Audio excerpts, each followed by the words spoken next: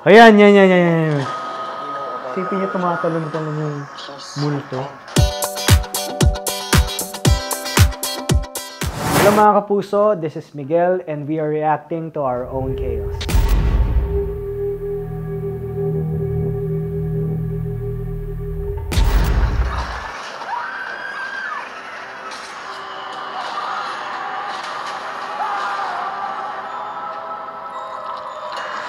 Alangga po ito, Apo. Alangga ko man daw la. Ito yung location namin. Harap ko to eh. Para kay Lola din. Hindi ko alam, hindi ko naiintindihan kung anong nangyari sa kanya. Wala siguro kayong gagawin namin ng lahat para sa kanya. Wala ka ba talaga nakita, Arthur? Wala ka narinig? May gumagala na berbalang dito sa atin. Berbalang. Ang galing ng prosthetic si Jillian. Ang mga nangangambang puso't isip, ginagamit ng demonyo para kumapit sa kaluluwa ng tao. Alam mo kung sino yung dapat mong ipagdasal na hindi mo makita? Si Pochong. Kumakain ng patay. Yan si Pochong. Pusa, may pakpak ng pangke, lumalakas. Nakakatakot yun, kalbo na nakaubad. Mag-iingat ka sa masusunod mo sasabihin. Yun o, sa likod niya. Ayan, yan. Isipin niya tumatalon-talon yung multo. Creepy.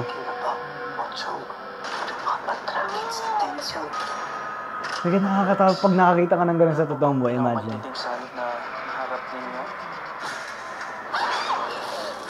Hindi ako dito hanggang hindi paningin. Hindi tayo magpapatay. Nakampi natin ng Diyos. There's mga true stories.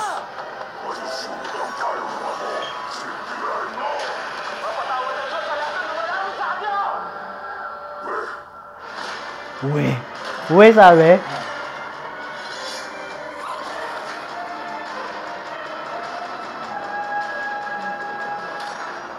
Ito po si Jessica Soho at ito ang Gabi ng Lagim. Very nice. Oh my God, November 26 guys! Showing na ang Gabi ng Lagim, the movie. Maganda yung trailer. Actually, teaser pa lang, sobrang nagandahan na ako. Lalo na yung part ni Jillian doon na, "Let us pray." Goosebumps yan. Nakakilabot siya. Etong trailer, ang ganda kasi pinakita na kung ano yung tatlong storya na i-expect nyo sa movie. Ang ganda, nakakatakot. Iba't ibang klase ng takot eh. May creepy, may nakakatakot talaga. Tapos meron yung isa medyo may pagka-mysterious ata. Kasi nakita ko yung parang kalbong nakaubad. Nasa may shadow lang. Of course, super excited ako na mapanood yung horror. Mahilig kasi ako sa horror eh. Kaya ngayon, na kasama ako sa isang horror film, excited ako. Excited din pala ako na mapanood yung ibang mga storya. Dahil, yung sa amin alam ko na eh. Excited lang ako, inaabang ako kung paano yung execution, kung paano yung editing, kung paano yung lahat, yung scoring. Pero yung storya na dalawa, hindi ko pa alam. Kaya excited ako doon. Tindig Balahibo. Sobrang rich nung trailer. Ang dami mong i-expect sa movie.